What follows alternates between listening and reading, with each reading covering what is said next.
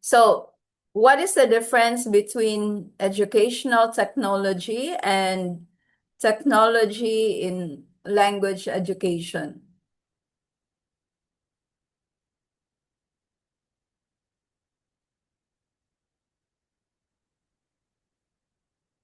So other than where they fall under, educational technology is under Prof Ed. Technology in language education is under your English major. So which one do you think is representing the big picture? So you have to distinguish one from the other, because when you drill down to it, there's really a difference. When we talk about educational technology, it is the bigger picture. It's a big picture, not bigger. It's the big picture because it connotes that you are studying technology that is related to education or technology that is being used in education. When you say technology in language education, is more specific. It's more specific in the sense that you are, sorry, hang on.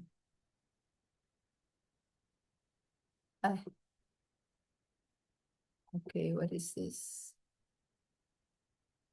So it's more specific because it applies to language. So it talks about technology that is being used when you teach language. So in your case, because you're your English majors, therefore it's the technology that is applicable for teaching English as a second or a foreign language. So educational technology is wider in scope. Technology in language education, or TLE, is more specific. So then you need to understand what is technology. The very simple explanation or definition is that it's anything that's man-made or created by humans to make life easier or to solve a problem. So other than computer, because that's the latest, if you talk about washing machine, television, flat iron, these are technologies because they make life easier. What about a zipper? Is a zipper the zipper that that you use when you put on your pants, you have to zip up? Is a zipper a type of technology? So you have to go back to the definition. Was it created by humans? Does it make your life easier? Does it solve a problem? So if you answer yes to all this, then a zipper is therefore a technology. Technically, the definition of technology is about the application of scientific knowledge, tools, techniques to create solutions. So it's the same purpose, to create solutions or to solve problems, practical problems. And there are different types. So foremost of which is information technology, which is what we would be focusing on. Information technology and communication technology. So if you combine these two, that's ICT, information and communication technology. So this is what we are focusing on when we're talking about educational technology and technology in language education. We're not bothered about the other technology types like medical, energy, transportation, manufacturing, construction, biotechnology. Now, these are not our concerns. So it's ICT, information and communication technology. What is the difference? If you are talking about IT, so that's information technology. So that refers to the use of computer. It's an industry where there is massive use of computer networks, software, and other equipment to manage information.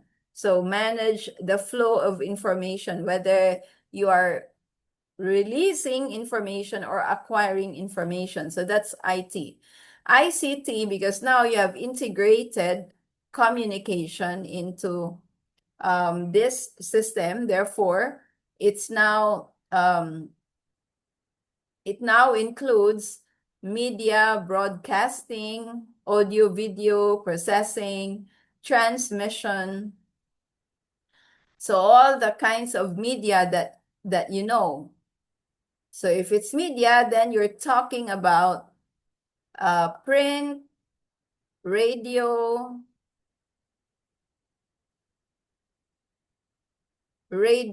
television, social media, and new media. So what is the difference between social media and new media? Social media is what you're using, your Facebook, your TikTok, your Instagram, all this. New media would already include AI. So anything to do with media that manages the flow of information other than radio, print, television, or even cinema is new media. Those that have just been invented or discovered recently. So ICT, that's information and communication technology, is technically defined as the diverse set of technological tools and resources used to communicate, create, disseminate, store, and manage information. So you're talking about electronic devices that are usually associated with human interaction. So then that includes your phone. That includes your personal computer, tablet, phone, what else? Then that includes your AI. So that they all fall under ICT. So all this, so you have internet, blockchain, the servers that are storing the data so that we can have internet. So if you have a Wi-Fi and there is data that's being distributed, so where is that data? Where do all this data go to? Where are they being stored? So there's a server. It's like the machines, huge machines. Smart TV would also fall under it. So your smart TV, it's connected to the internet. Therefore, you don't need to subscribe to a cable connection. In essence, when we talk about education technology, it's actually the use. So these are the keywords: the use of technology to support the learning process. So basically, the use of technology in education or in the learning process.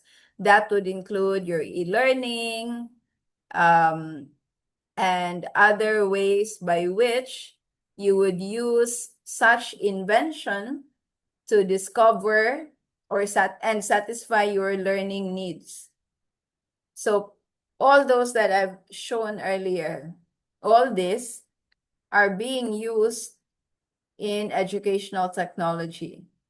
So when you talk about theory, these are all the concepts, constructs, principles, and propositions. Practice would refer to the knowledge and application to solve problems.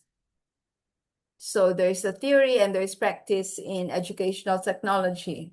How do you integrate technology and education? So this requires, of course, the relationship of the student and the teacher. So you have a big problem if you're a student and your teacher does not know how to at least operate a computer, does not know how to create PowerPoint slides. So what happens is Educational technology is expected to make the learning process, the teaching and the learning process easier. Okay, easier. Students develop creative skills. Teachers get to improve their teaching skills. It helps in evaluation and assessment.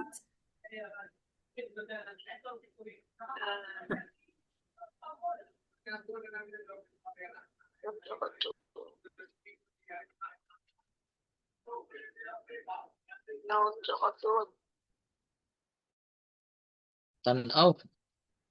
Ay, paki-unmute, sir, kay... Oh. Sorry, coach. Yeah, okay. Increases productivity of students. So, if you keep on using paper and pen, you're taking down notes using paper and pen, and you compare that with your speed in taking down notes using your laptop, right? So of course, using your laptop would make you produce more notes in less than half the time. So you're more productive. Imagine if you are still using Manila paper, cartolina, and then you have to create your teaching aids, right? Your teaching aids, when you go to class and you want to show students, let's say you want to show students how the how these classical authors look like. So then you need to look for a picture of Shakespeare, cut it out, paste it on a huge cartolina or a Manila paper, or cut out a picture of Elizabeth Barrett Browning, all those classical authors and poets, right? So that would take so much of time. But because of computers, because of Wi-Fi, you can just look for those pictures online, Google them, and then voila, paste it on your PowerPoint slide, so you're more productive. And of course, you'll always be able to get updated content. Promotes mainstreaming. Mainstreaming in what? It promotes mainstream education, because education, since the internet was invented, the idea is that the entire world becomes connected, and therefore mainstream education is supposed to be more accessible to a wider citizen, to a wider population, as long as they have internet connection. So this is how your 21st century classroom looks like now. It has to be wired. So if you go to, I'm not sure if there are already government or public schools that have this, but in private schools, you'll often see there's already, the room is Wi-Fi ready, and then you just need to plug into the Wi-Fi, and then you can use the internet. The teacher can use the internet while conducting the class. The students can access the internet as well. There are online courses that you can avail of. So students learn in the classroom, and then when they go back when they go back home, they can continue the learning process. So the teacher can say, can start the lesson, and then they can continue with the module when they go back home. Which country is actually doing this in Asia? Singapore. Almost all of the classrooms in Singapore are already like this. So because there's only like 5 million population, and maybe about 30-40% are school children or students, they're all provided with a tablet. Each student has a tablet. So that's in Singapore. The other country that has it, that uses the same system, is Finland. But Finland recently realized that they can't, it's not sustainable if they just keep on relying on computers. So they're now combining printed books, printed learning materials with digital materials. So they get the best of both worlds. What are the top 3 reasons why teachers should use technology in the classroom? Mainly it's adoption to diverse learning styles. It boosts the students' motivation and it enhances the materials that are being taught. So you're not limited to printed books. And when there are errors in printed materials, the teacher can immediately look for the correction. So she can just Google the correction and then she can correct that error. So there are also teachers that have integrated social media into their teaching approaches, like they would create Facebook groups, or the teacher will create a Facebook page and then students would go there, get updates.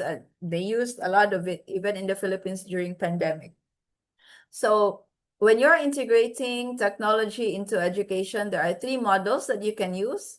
So first is SAMR, and then TPEC, and then TIM. So these are all acronyms based on what is actually being done in that model. SAMR, for example, stands for substitution, augmentation, modification, redefinition. TPEC is short for technological, pedagogical content, knowledge, and then TIM is technology integration matrix. SAMR categorized, that's why it's SAMR, because these are actually 4 levels of technology adoption. So first, the first two refers to enhancement. So how technology enhances education by acting as a direct substitute, no functional change, and then by augmenting the functional improvement. So augmentation, in both cases, it acts as enhancement or substitute. But in augmentation, there is functional improvement. In substitution, there is no functional change or improvement. Then the other one is transformation. So you modify. Technology allows for significant task redesign, and it also allows for creation of new tasks. So that's SAMR. The next one is TPEC. TPEC emphasizes the interaction of 3 types of knowledge. So one is technological knowledge. The other one is pedagogical. So knowledge about your teaching. You know how to teach, you're using technology, and you know the content. So that's TPEC. The interaction or the integration of the 3 types of the teacher's knowledge. So even if a teacher is so knowledgeable about the content, like you're teaching English, you know about your content. If you're teaching literature, you know literature. You have your pedagogy, you know your style, your methods. But then if you don't have the technological knowledge, you don't know how to operate the computer, you don't know how to connect your laptop to the Wi-Fi and all these things, very simple, very basic things, then you cannot successfully integrate technology into education. So the framework identifies 3 types of knowledge that I have mentioned for the EdTech integration to be successful. So if you have technological knowledge, the question you answer is what virtual reality tools would be most appropriate to help students achieve learning outcomes relevant to the content. So you can do an online research. Knowledge content, what do you know about the subject matter that you are teaching? And how do you communicate it to your students? So that's your pedagogy, the most appropriate instructional strategy to communicate and engage your students. So all these 3 must come into play for you to successfully integrate technology into education. TIM, so TIM, the Technology Integration Model, refers to the comprehensive framework for reflecting on technology education across 5 levels. So the entry level at the very basic level for technology use in the classroom or in education is entry level. So at entry level, the teacher is able to use technology to deliver curriculum content. So basic computer knowledge, basic internet knowledge, the teacher can do that.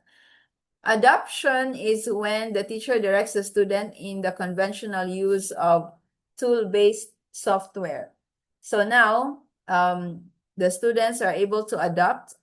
Adaptation is when the students are able to select and modify a tool to accomplish the task. So at adoption level, that means if the teacher is teaching using the computer with PowerPoint slides, the students are able to adapt to that tool so they can get used to it. Okay, the teacher is not using a blackboard or a whiteboard, not using any whiteboard pen.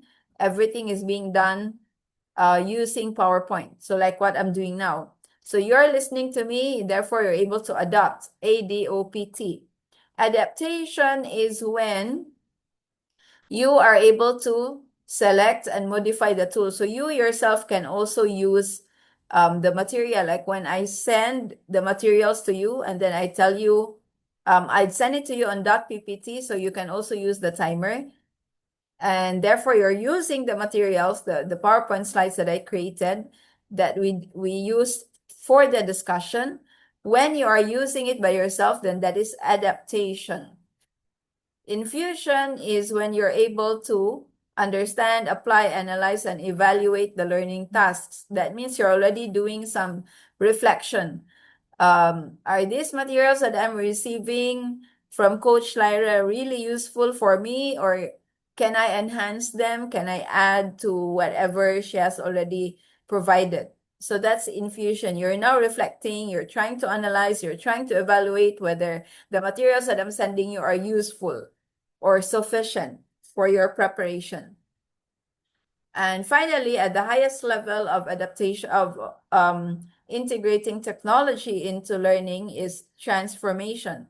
So there is a blended choice of technology tools, student initiated. The students can investigate, can discuss, they can even entertain other ways of learning using technology. So they can say, oh, why don't we have a Zoom discussion to continue what we have started in the classroom? So that is transformation, because now they're able to manipulate the way they're using technology in their learning process. So that is transformation. Okay, what are the levels of technology integration? So under TIM, this was what we discussed earlier, right? So entry, adoption, adaptation, infusion, and transformation.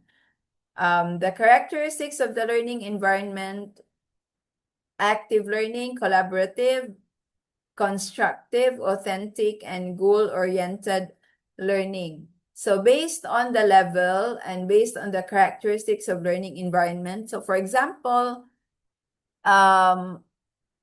in terms of active learning, in an active learning type of environment, at the entry level, information is passively received. So the teacher will flash the PowerPoint slide and the students are just looking at it passively, no reaction. So in terms of active learning, there is active adoption if there is already an active use of the tool. Active adaptation is when the students would also explore other tools. And then active infusion is when there is a choice for self-directed use. So the students are able to use the tools independently. And there is active transformation when there is extensive and unconventional use of the tool. So what else can you use the PowerPoint slide for?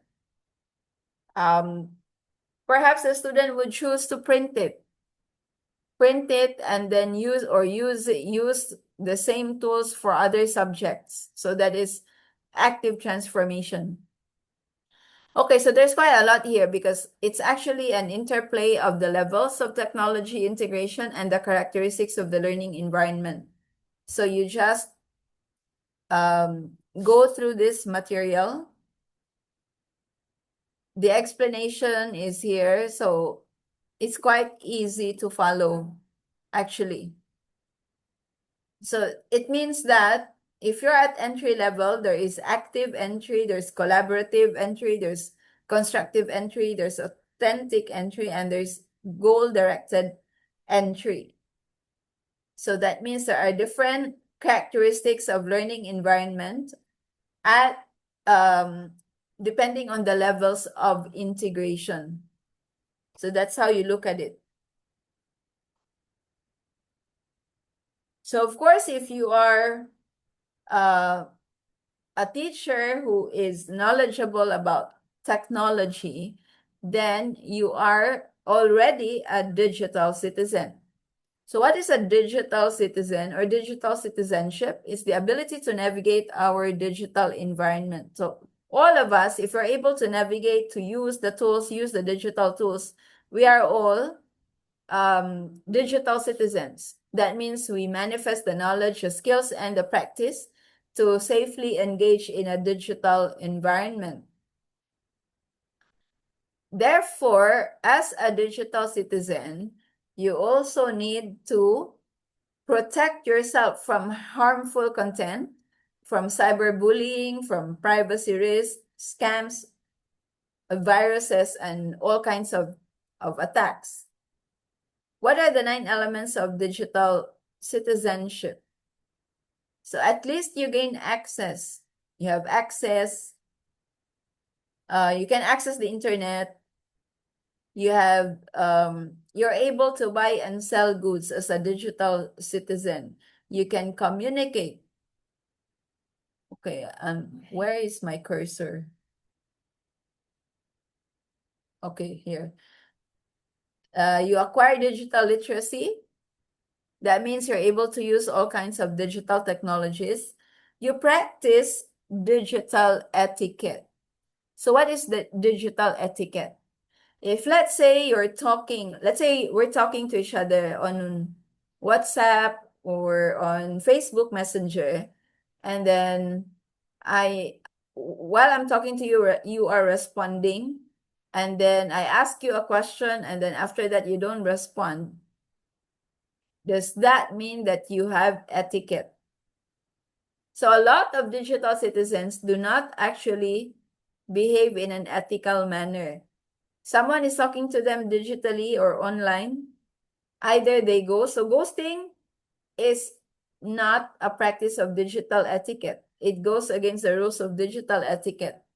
That means you're following certain standards of conduct. Or if you are accusing someone of a crime, like what Richard Gomez did, he accused media of what was the term that he used? There's something that he accused media about because he was implicated in the flood control project in his district. So he was very upset about it. And he said that the media is, I forgot the term that he used.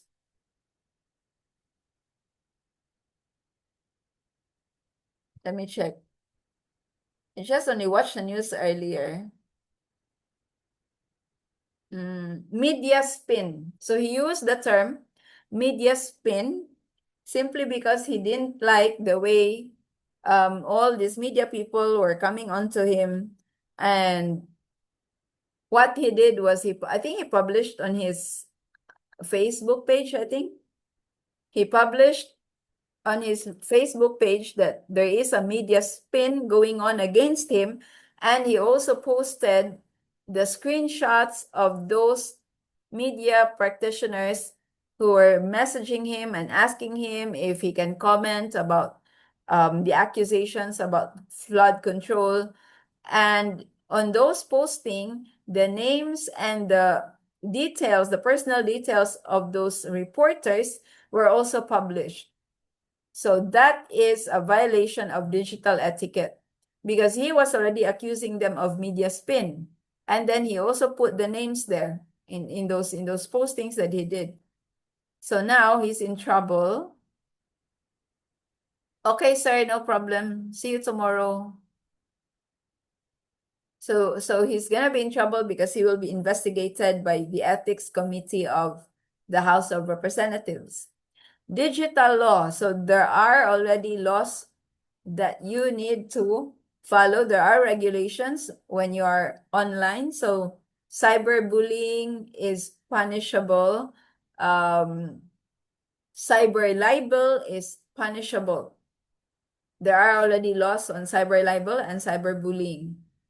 What about digital rights and responsibilities? So you have the freedom to use the whatever digital materials that you have to go online, post on your Facebook page or whichever platform that you're using.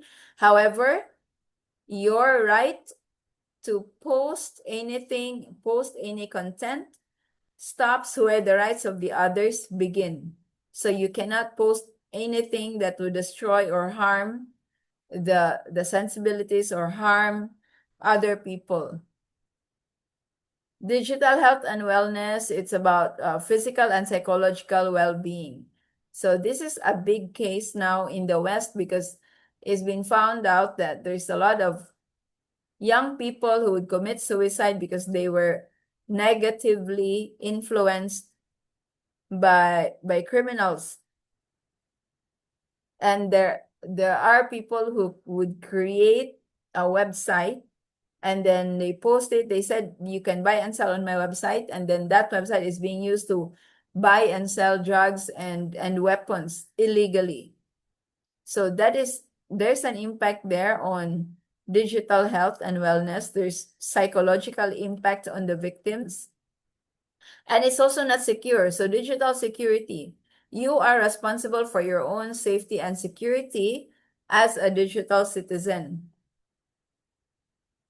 So if you post a lot of things that are quite sensitive, you post sensitive things about you, you need to think a million times whether you really want to post anything sensitive because those things can be used against you.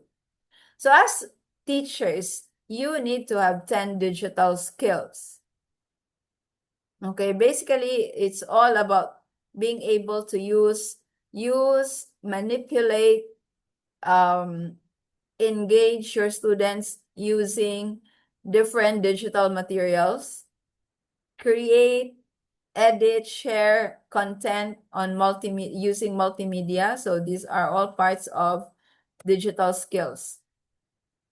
UNESCO has a platform. So if you encounter the term digital educator, it does not refer to a person. It's actually a learning platform that was created by UNESCO, where teachers across the world can learn to become digitally, digitally proficient.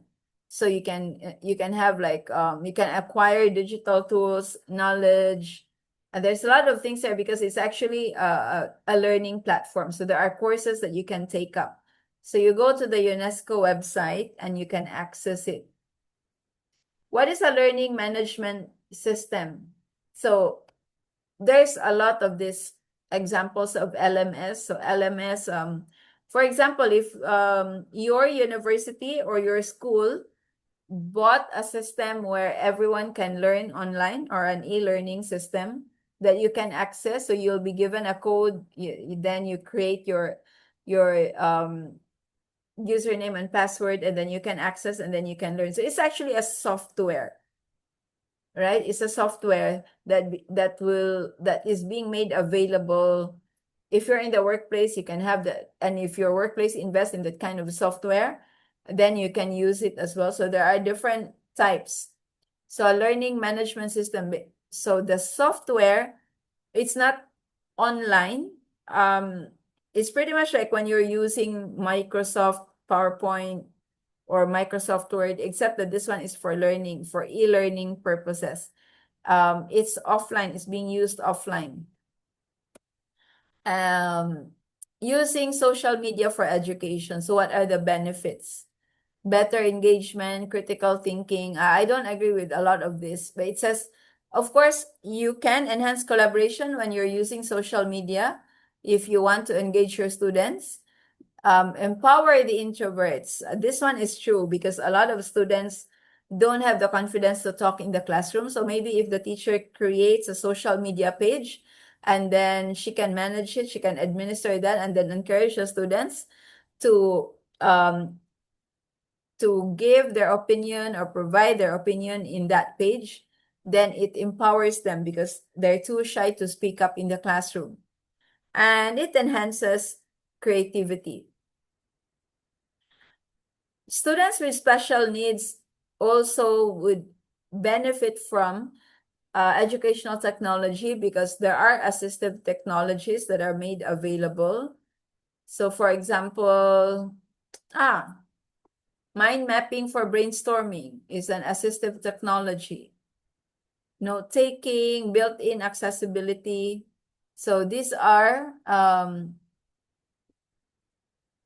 any assistive technology is any item, equipment, or product system which is available commercially. That means you need to buy it so that it can be used to increase, maintain, or improve functional capabilities of individuals with disabilities. So essentially, these are for students with special needs. What is MOOC? Stands for Massive Open Online Course. So MOOC was designed to be free. Like if you encounter the likes of Coursera or EDX. So these are web-based distance learning programs. Like you go to coursera.org. You will find a lot of courses offered by Western universities, like courses offered by Harvard, by MIT, by all those famous universities overseas, and you can get them for free. You can learn for free. But if you want to have a certificate as proof that you have learned that particular course, and then you have to pay, they would charge you like $100 just for you to get a course, but it says there you completed your course from Harvard. So that is MOOC. Courses can be network-based, task-based, or content-based. So most of those more than 300 MOOCs available now are actually content-based. Like all this, these are all the familiar ones: Coursera, Udacity, EDX. So this is the particular one, the technology that's applied in language. TLE, it refers to the digital tools. So the same, all the technology and tools that you encounter, but specifically used for language. So all this. What are the types of technology in language education? I think you might have encountered this, like this term, computer-assisted language learning, or CALL for short. Technology-enhanced language learning, or TEL. Online platforms like Duolingo. So you want to learn, you want to enhance your verbal English ability, the way you pronounce certain words, you want to enhance the way you speak, or you want to acquire British accent, you can go to Duolingo. You can download that. It's an app. You can go to the website or you can download the app. Then you have multimedia content, like the usual video, podcast, VR, AR, so that's virtual and augmented reality. This one, you need to use a tool for VR, for virtual reality. It's like a huge eyeglass. I'm sure you've seen it. Like it's a huge eyewear, and when you wear it, you're actually in another type of reality because it's already programmed. And then, of course, you have AI and gamification. Okay, so the teaching profession is actually one of the basic concepts that you need to master. This one is under Prof Ed. The teaching profession, so there are two words, teaching and profession.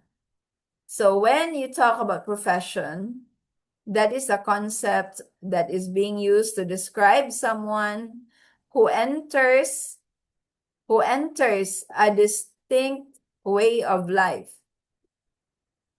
So later, the term profession means that you are duly qualified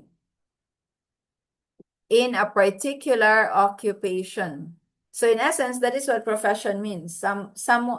You are entering into a distinct way of life where you are duly qualified to practice a profession. So when you already pass your LET and you have those three little letters after your name, so Stephanie De Ocampo, LPT, Robert Artita, LPT. So that means you are a professional. You are duly qualified to practice the teaching profession. But how is teaching defined in the Philippines? So there is a law on that. That's your RA 7836, the Philippine Teachers Professionalization Act of 1994, and it formally defines teaching as the profession concerned primarily with classroom instruction at the elementary and secondary levels in accordance with the curriculum provided by the Department of Education, Culture, and Sports. So this was DEX before. We call it DEX previously. Now it's already DepEd because they removed culture and sports and parked this thing somewhere else. So whether you are part-time or full-time,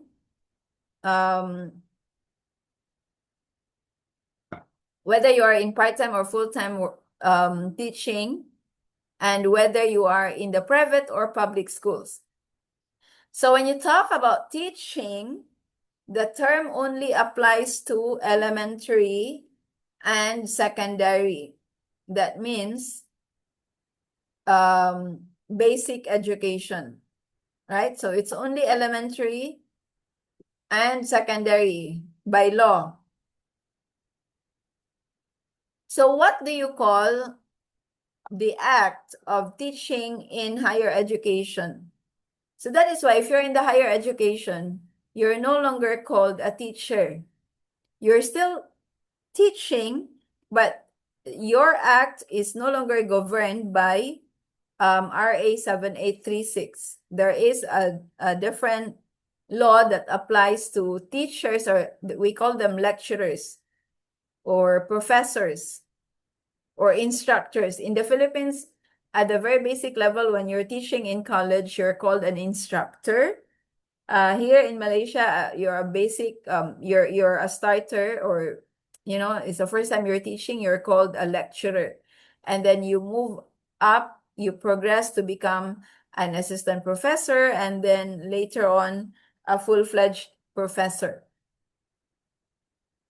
So that's your RA 7836. It was amended by RA 9293.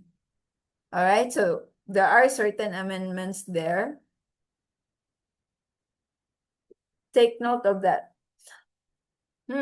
According to your code of ethics, as a teacher, you need to be a model of good character. You need to be an example of a good attitude and values. Essentially, that is what your code of ethics says about practicing as a teacher. And as a teacher, you need to be an expert. So what does your code of ethics say? The 7836 there. It says teachers should be good role models for learners, and you need to establish and maintain a good reputation, not only in the learning environment, but also in the community. So that's why as teachers, it is important that you look after your reputation. You need to memorize the preamble, because the preamble, if you memorize this one, it's very short. You know why I would like you to memorize this? Because there are certain principles here that you can use to answer questions in Prof Ed, especially in Prof Ed. So you just remember this, because what is actually being emphasized here, hang on. What is emphasized in your preamble is that you are a, number one, duly licensed professional. You possess dignity and reputation, high moral values, technical and professional competence, because teaching is a noble profession, and you strictly adhere to observe and practice ethical and moral principles, standards, and values. So if you memorize the preamble, there are a lot of questions that you can answer in Prof Ed. You just go by these principles.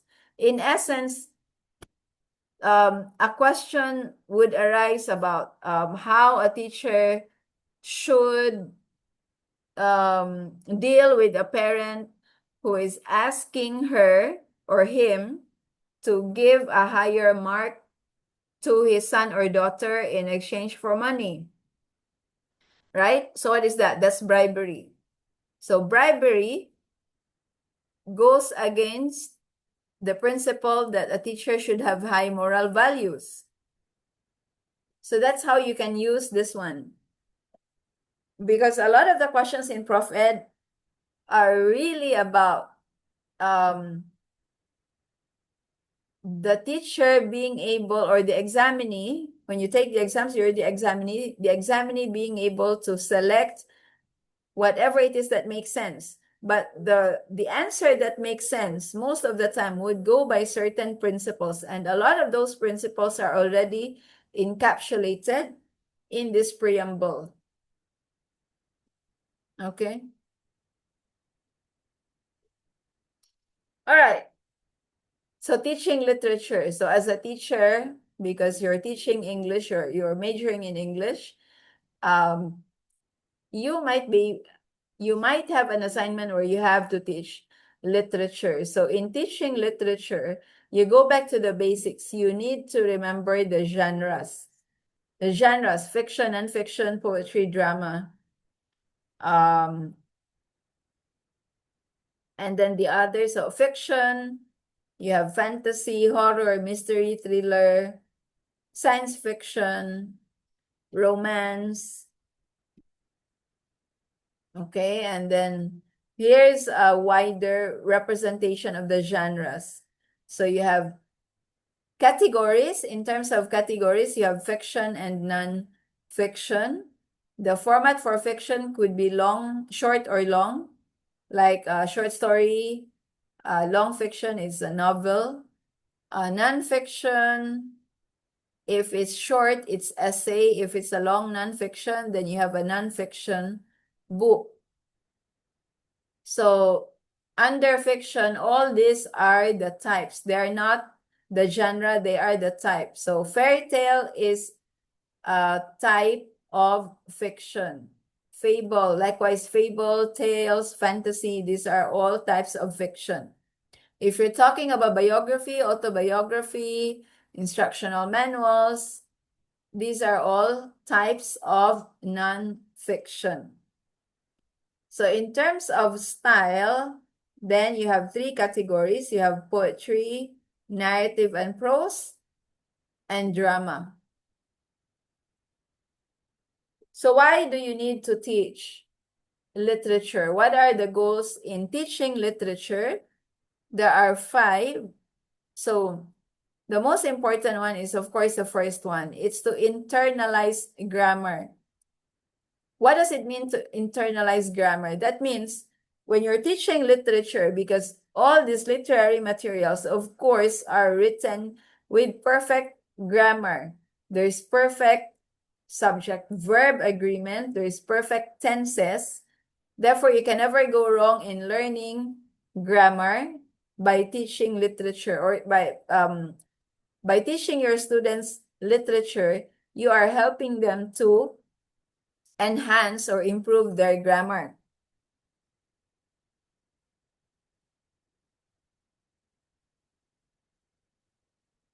Secondly, you enhance their imagination and creativity, because you're teaching, let's say you're teaching fiction. So there's plenty of imagination and creativity there. It doesn't happen with nonfiction. So fiction helps with creativity and imagination. What about character and emotional development? So teaching both fiction and nonfiction would help form or develop the student's character and emotional maturity. And it develops creative thinking as well as literary appreciation and refining the student's reading taste. Like if a student is well versed in literature, so that means he might prefer to read classics instead of reading a lot of these garbage books that are now being produced. If you go to the bookshops now, the books that you'd encounter are really, really frustrating because a lot of them are garbage.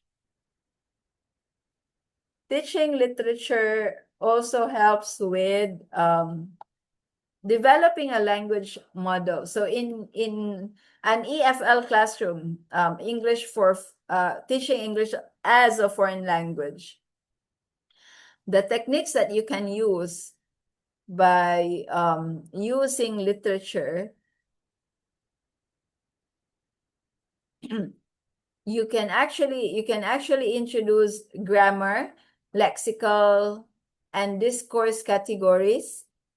Let's say when you use Romeo and Juliet, or teaching Julius Caesar, the works of Shakespeare primarily. That's why even if Shakespeare's works are already like what, 500 years old?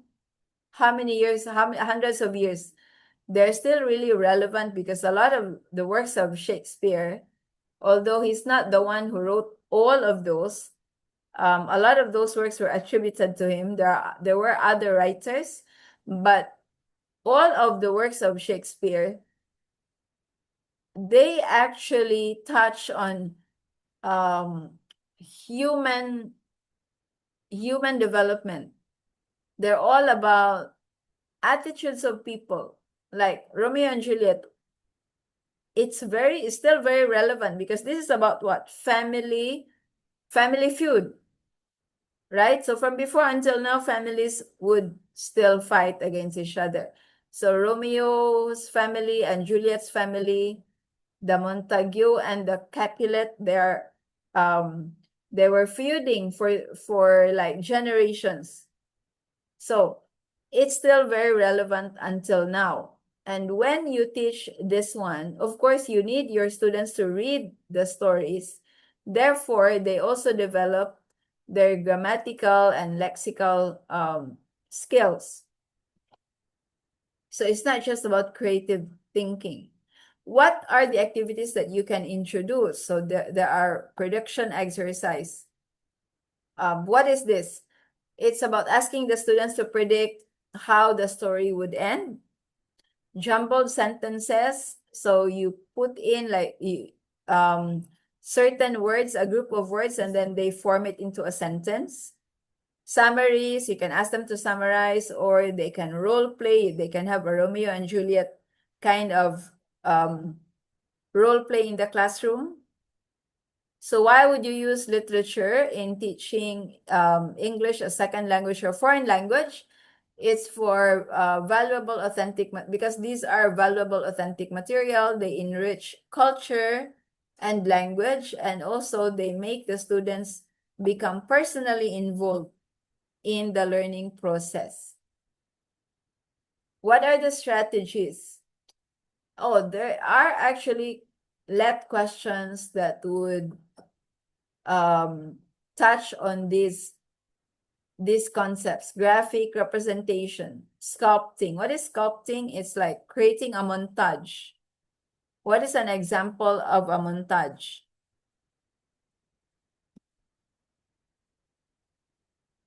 Like this one. This is a montage about Shakespeare and his works. So this is a montage, and this can be used in a show and tell activity, or blurb writing. Movie posters, so that's another strategy to teach literature. So these are activities that you can introduce. Or creating a biographical montage. It's another type of montage. A mock author interview. So you assign a student to play the role of the author, and then another one to play the role of the interviewer. So there are certain activities that you can use to teach literature. Okay, so let's answer just 15 questions. So this should be quick. Please write your answer as usual on the chat box. And if it's a long, so like this one, there are long options, right? So I will not read the options. I'll just read the questions. I'll just read the question and then you answer.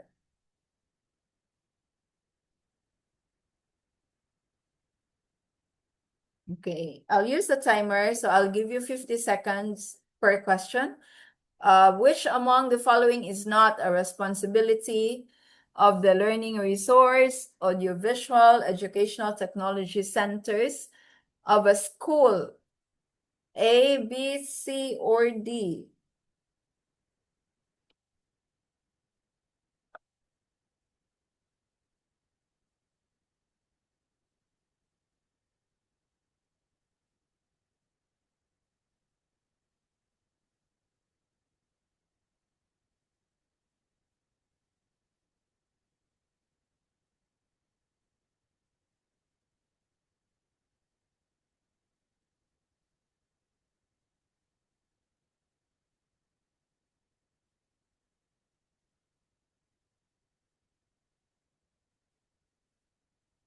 Okay, you have the same answer. Hey, Sir Ian, you're there?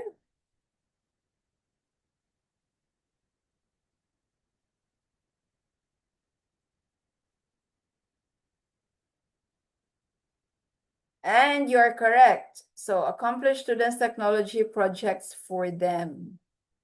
That is not the responsibility of the Educational Technology Center. Good, sir. Good job. Number 2, which among these terms is the most encompassing in the context of applying technology in the teaching learning process?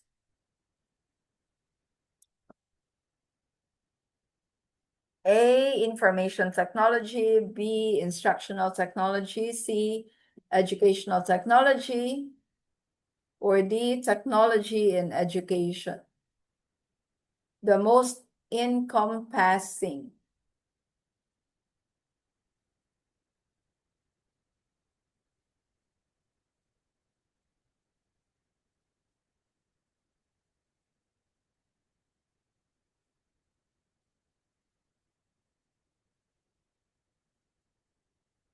Letter C. Yes, of course, you are correct. Okay, good job. Number 3, teacher 1 is utilizing technology to enhance the learning in his English 10 class. He is practicing A, integration, B, collaboration, C, gamification, or D, technology-driven.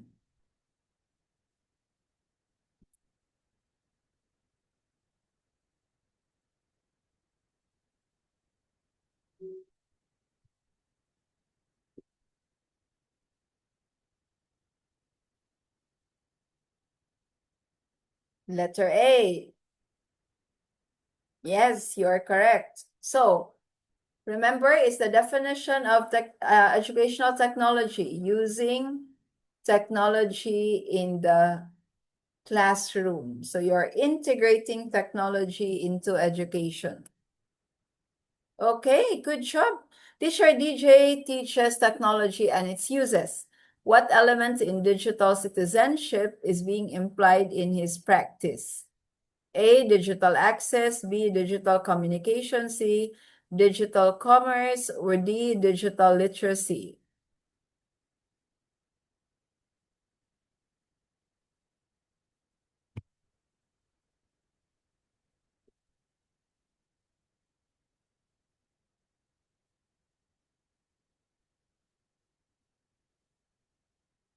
And you're correct again. Number 5, based on the code of ethics for teachers, which of the following may teachers not do? A, B, C, or D?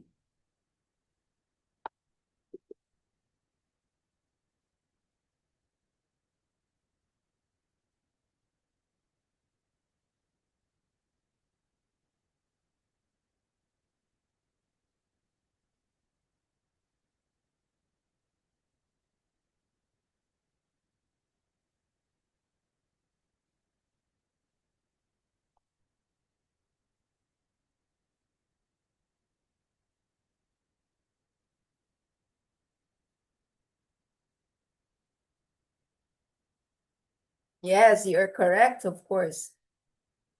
Those days, I remember when I was in high school, my teachers would often say, okay, you're too noisy, you keep on misbehaving, I will deduct the points from your final exams. I will deduct it from your grade. Oh, you did not clean the classroom yesterday, I will deduct it from your points. They always say that. But we did not know. Of course, I didn't know that that was actually a violation of the code of ethics. But then again, this was before 1994. So perhaps there was no code of ethics that they were using before when I was in high school. But had I known, I would have complained. Which among the following is not aligned with the code of ethics? A, B, C, or D?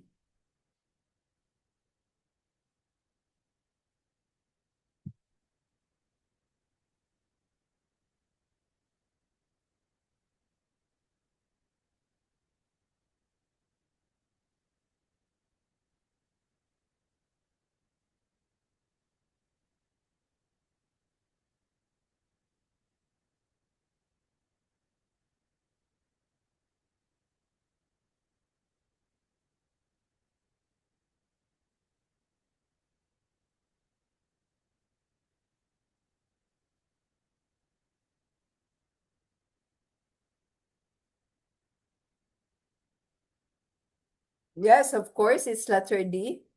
As teachers, you are actually allowed to engage in any kind of business as long as it does not interfere with your profession and it does not adversely affect your work. So it's under Article 10 of your Code of Ethics.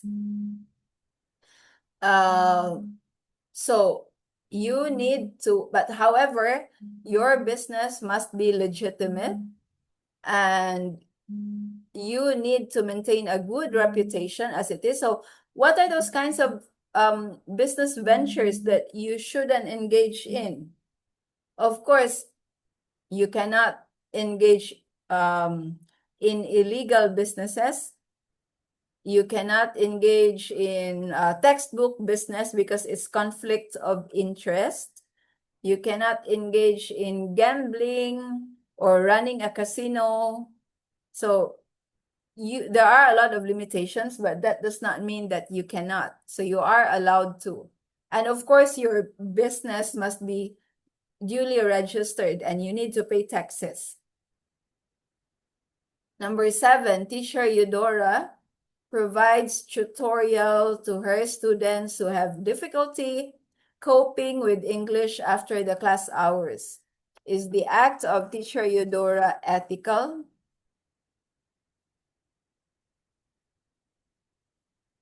So A, B, C, or D?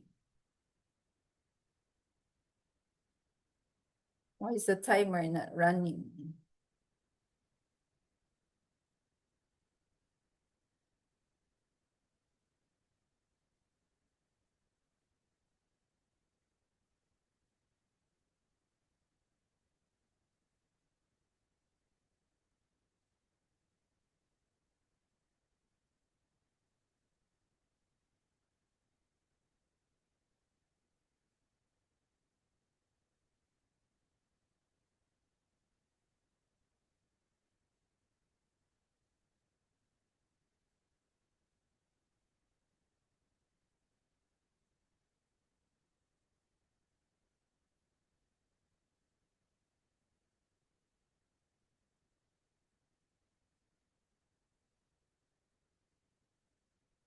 Okay.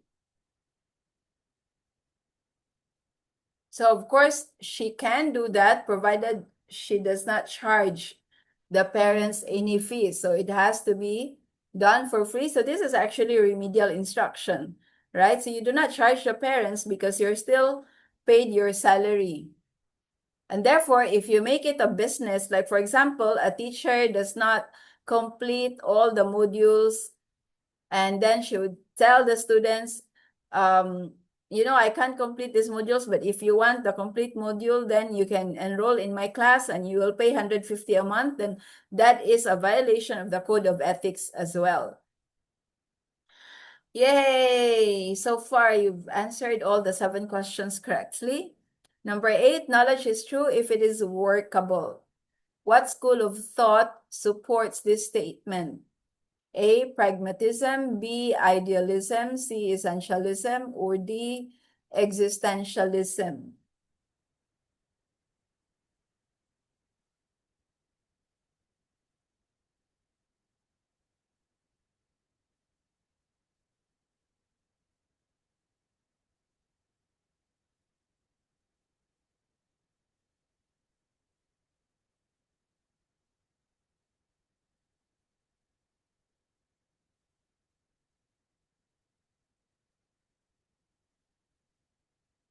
Pragmatism.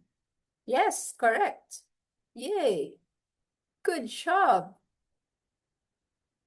What is expected from a highly proficient teacher according to PPST? A, B, C, or D?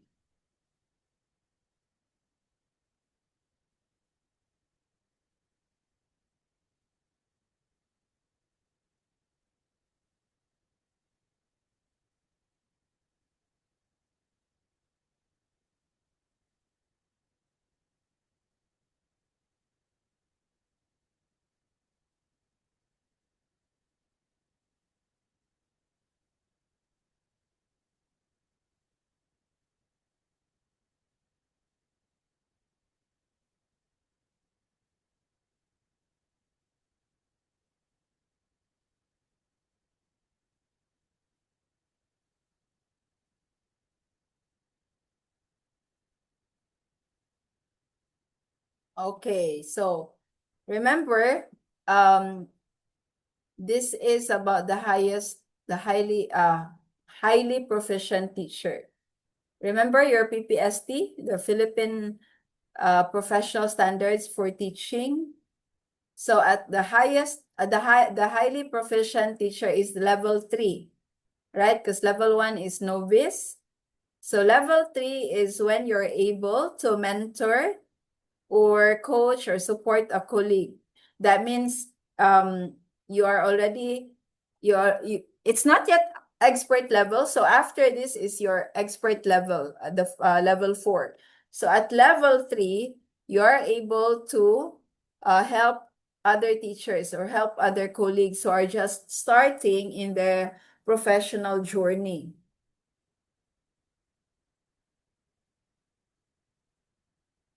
So letter B, this is the entry level, recognized for the entry into teaching profession. So this is novice.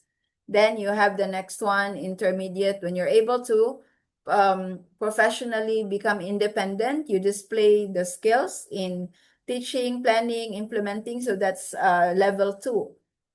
So then level 4 is the highest standard. So this is expert, when you're also able to contribute to the profession, when you're able to introduce changes in the way the profession is being directed. So like you can give suggestions to the board of professional teachers. So your board of professional teachers members, they're already at expert level. Number 10, the most important thing to consider in teaching poetry is A, the availability of materials, B, your approach to the subject, C, the time of the subject, or D, the number of students.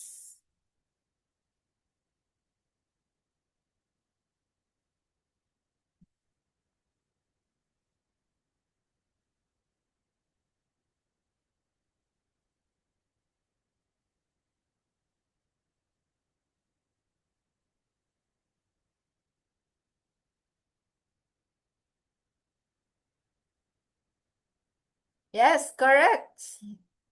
So your approach as it relates to each student. How do you hack this? So it's the longest answer, usually the longest option, usually, not all the time, but it's a safe bet if you don't know it. If you're not familiar with the question, it's a safe bet to answer the longest answer. As a literature teacher, how would you pick novels for your class? A, B, C, or D?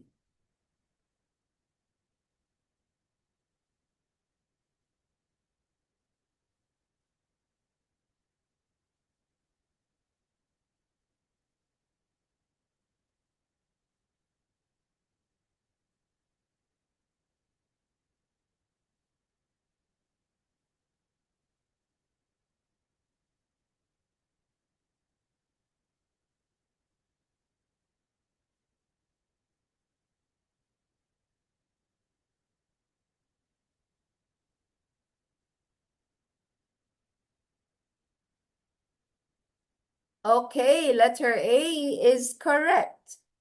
Number 12, the following methods are involved in understanding the meaning of the text, except A, B, C, or D.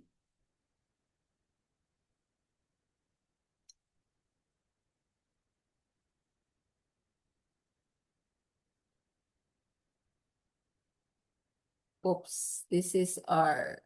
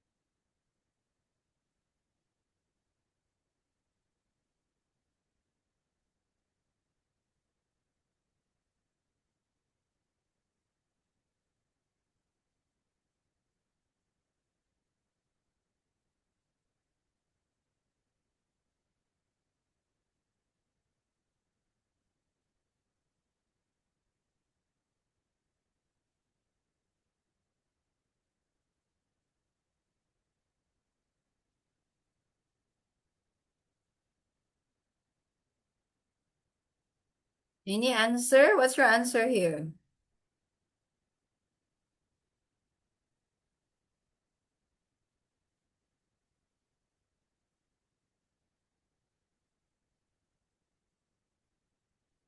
Letter D, let's see.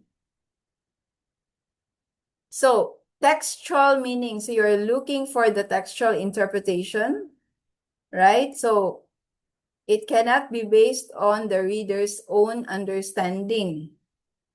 So this is the only one that is different from all the other options.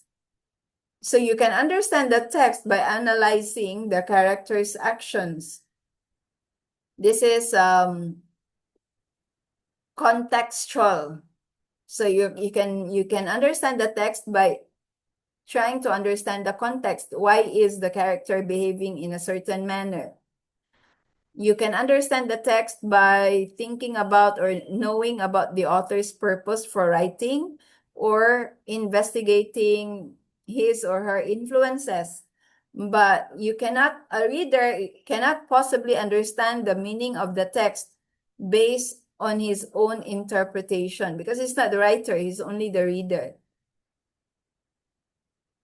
Okay, last three questions. So if I have to use the most authentic method of assessment, which of these procedures should I consider?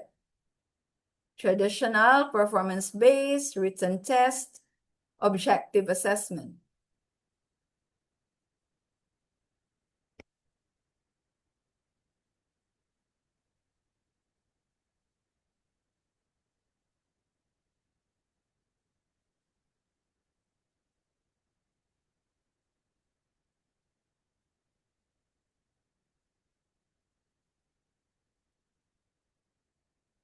Letter B, yes, you are correct, Sir Ian. So what is a performance-based assessment? It's based on the application of knowledge, skills, and work habits.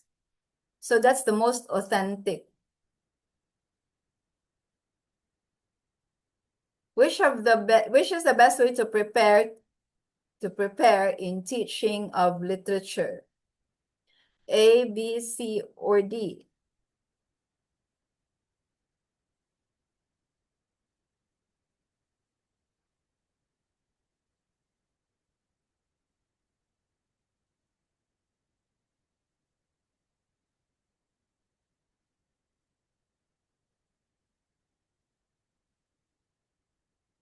Okay, Sir Ian, good job. Hala, hapit na ganyan mga perfect, sir. Number 15, what is being tested by the question? What style did the author use? A, literary information, B, literary interpretation, C, both A and B, or D, none of the above.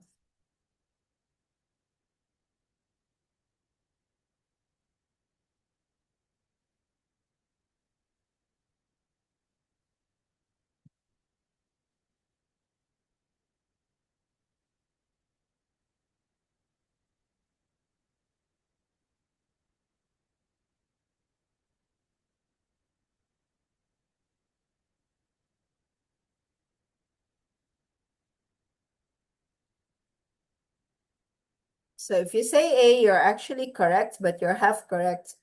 So because in this kind of question, you are testing both literary information and interpretation.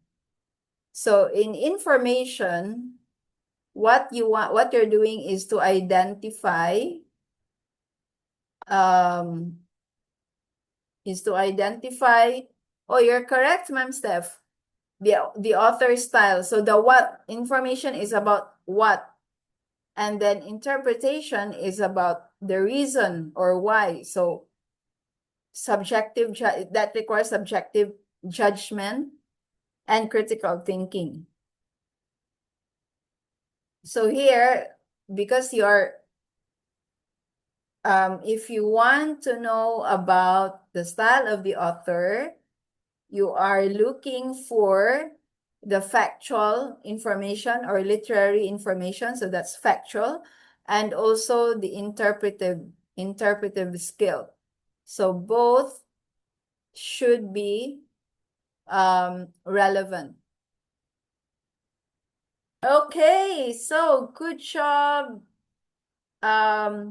Or actually, I'll just go back to the topic.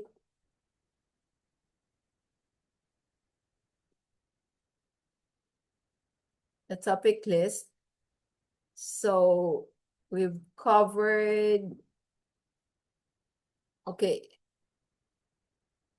We just need to cover tomorrow. Sir Francis would be taking up practice test with you. So we only have this one. I'll just finish. I'll add a little bit more about code of ethics, more on the provisions of the law, and then research. So that's language education research under your English major and action research under professional education. And then the rest, the teacher and the school curriculum.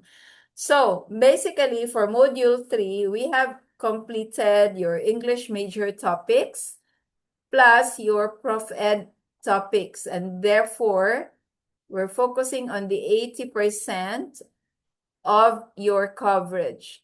So for Gen Ed, because a lot of it is really about facts and stock knowledge, then you will just focus on the practice test. Okay?